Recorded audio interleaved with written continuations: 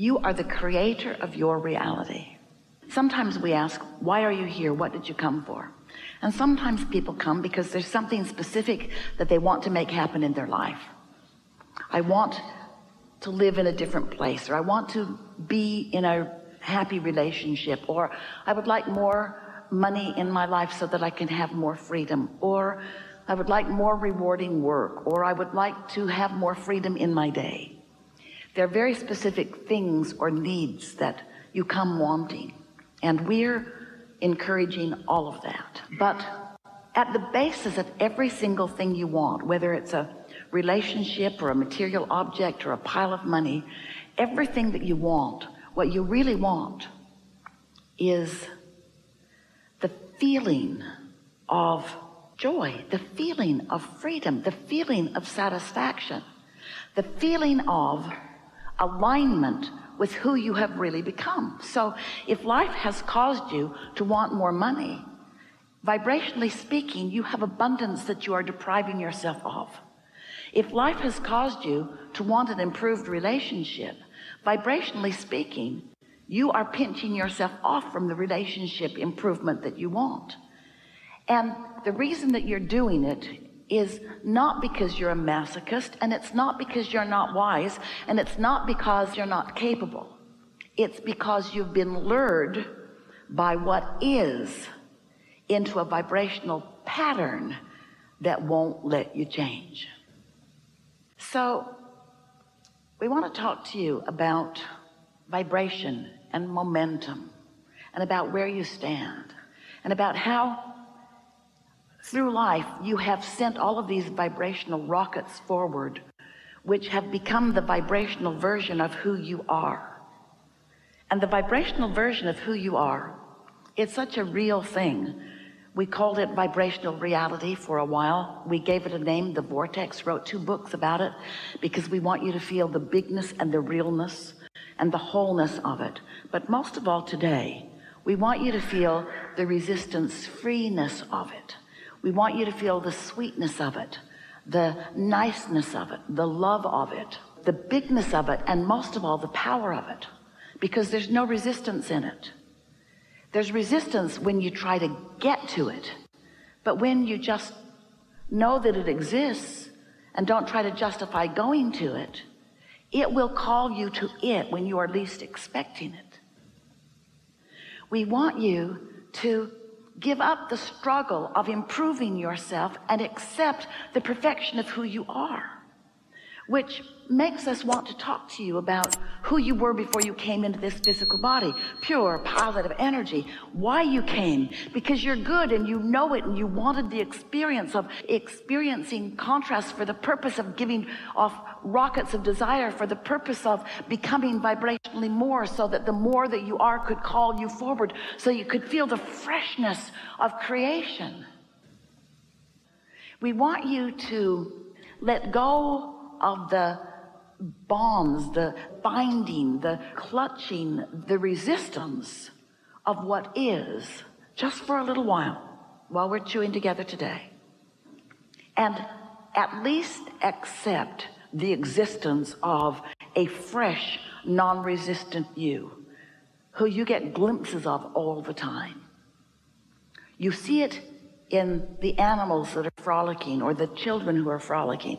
And you see it in yourself, well, not so often, when you frolic.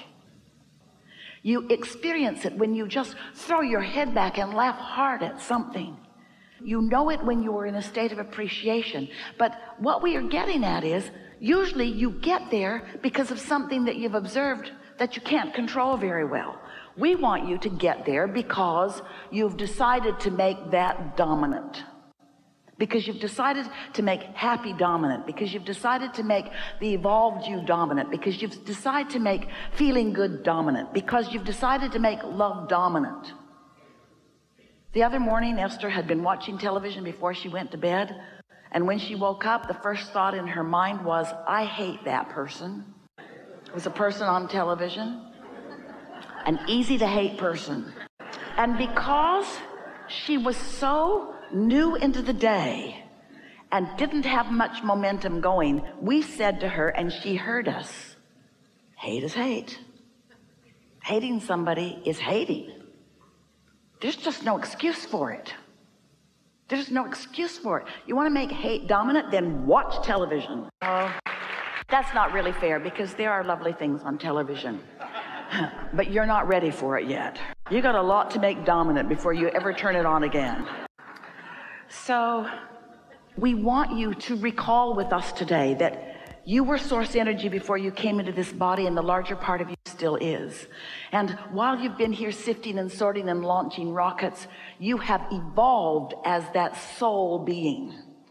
And the vibrational part of you has become so much more than it was when you first got here in this body.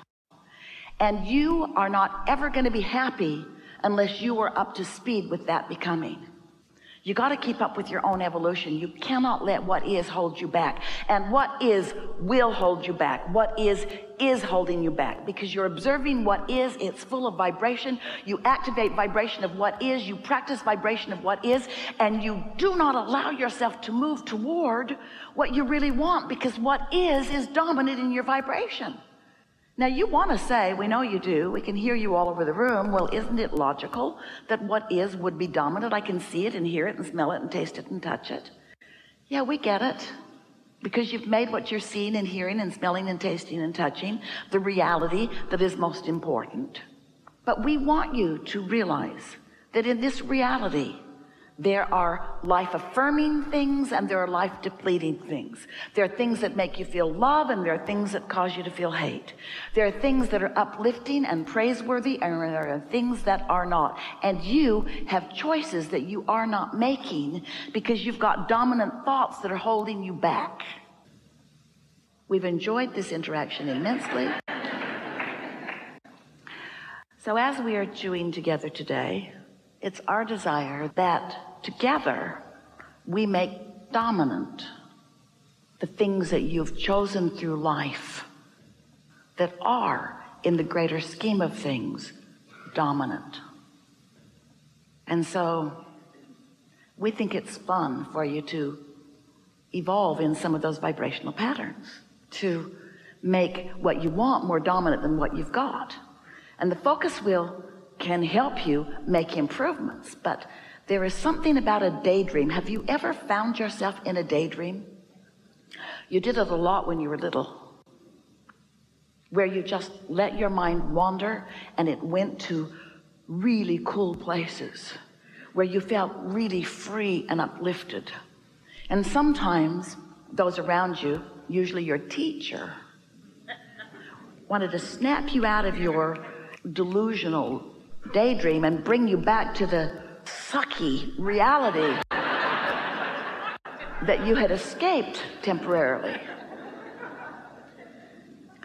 But we want you to decide that you're going to take an advanced course in daydreaming. We want you to decide that you're going to allow yourself to go where your inner being already is. And here's the thing that we want you to know. Your inner being isn't taking you into illusions or delusions. Your inner being will call you into a reality that you have formed bit by bit through life experience. When someone was rude, you asked for nicer. When you were rude, you asked for nicer. When you didn't have enough of something you wanted, you asked for more. When you had something you didn't want, you asked for something that was improved. You have been living life, and you have created a vibrational reality that is daydream worthy. And because your inner being is there, knowing who you really are and knowing what you really want to live fully in terms of manifestation, your inner being gives that undivided attention. And it's only when you divide yourself from your inner being that you feel negative emotion. That's what negative emotion is. You're not dreaming the dream like your inner being does.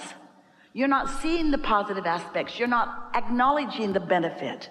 You're not embracing the value of the contrast and riding the rockets, your own rockets of desire. And so now you know our heart's desire. Our heart's desire is that you let yourself be you and stop being the old version of you. Now, reality, what's manifested, is like gum you've chewed the flavor out of. There's so much more.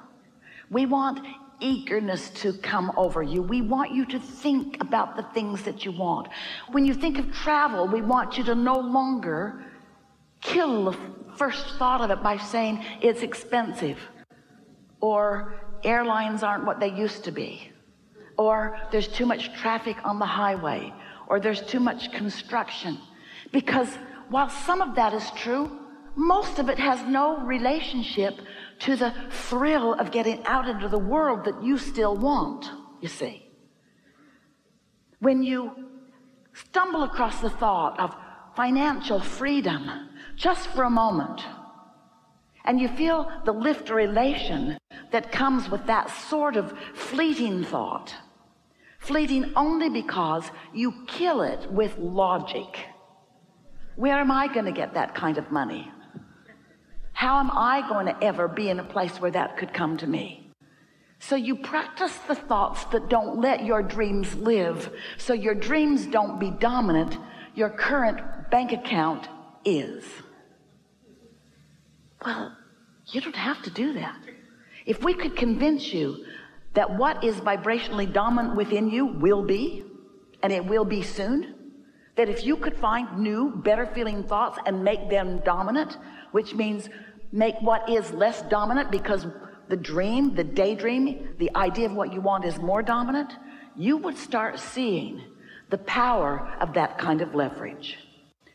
And Esther experienced a visceral feeling of that when she understood for the first time the difference between the power of a focus wheel, which is still cleaning up vibration, and a daydream, which just does not have any resistant vibration in it to begin with. A daydream that is resistance free. You used to do it all the time. Why'd you stop? Others around you thought you should face reality because they didn't know that you came to create reality. They thought you just came to face it.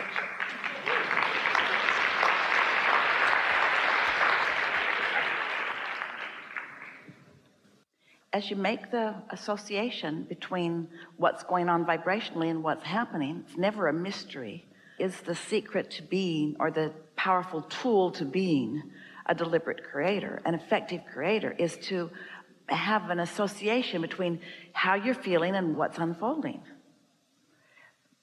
Most people don't have any awareness of their creation until it manifests. And then they either like it or they don't, but they didn't have much control in it because it was created out of observation. But when you start caring about how you feel, so you're guiding your thoughts, then you start noticing, well, this good feeling thought led to this good feeling thought, led to this good feeling thought, led to this great idea, led to this inspired behavior, led to this result, cause and effect, cause and effect, cause and effect, cause and effect. This negative thought led to this negative thought, led to this negative thought. The thing about cause and effect that we would like to amplify here, most people don't say it. In fact, maybe nobody has ever said it before. Cause and effect. You get a negative vibration going on, and the effect will be a more negative and a more negative and a more negative and a more negative, because this is certain with the law of attraction. Momentum will ensue. So a negative thought will produce more and more and more and more and more negative momentum, just like a positive thought will cause more and more and more and more positive momentum. Yeah. So it's that easy.